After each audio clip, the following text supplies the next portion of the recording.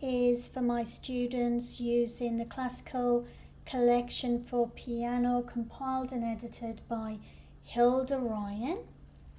So I'm going to be playing Waltz in C major by Diabelli. Make sure you read through the pulse, balance and phrasing before you attempt this song. I'm going to show you what this beautiful song sounds like.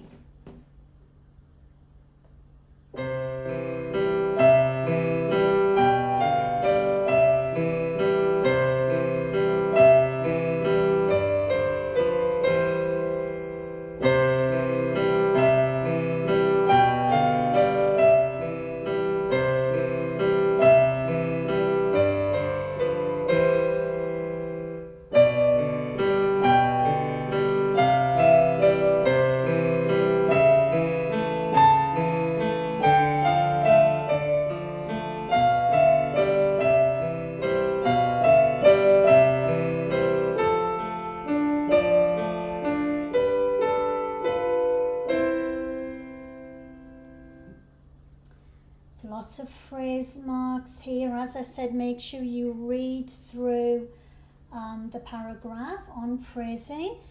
But notice how I was doing beautiful wrist lifts at the end of those phrases. That's the equivalent of a breath if you were playing a woodwind instrument or a brass instrument. This is the equivalent for the pianist, a breath with the hand, just to show where the phrase finishes and where the next phrase begins. Make sure you always lift with the wrist first, not the hand, otherwise you get an abrupt sound. There's lots of crescendos and decrescendos, so make sure you get louder as you have a crescendo and then you die away again as you have a decrescendo. Any classical piece of music, these phrase marks should be applied with those dynamics.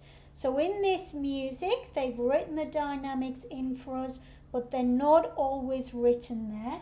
So to also help create a beautiful shape of rising and falling, which doesn't always happen with phrase marks, but it does in classical music, we will get louder as you get towards the middle of the phrase mark, and then you get softer as you die away. So this is a classical technique that's applied in romantic music as well, sometimes in contemporary also, depending on the pianist and the composer.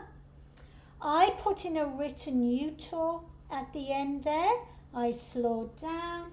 The ritenuto is not written in, but again, that's a common classical technique just to show that we have arrived at the end of the song.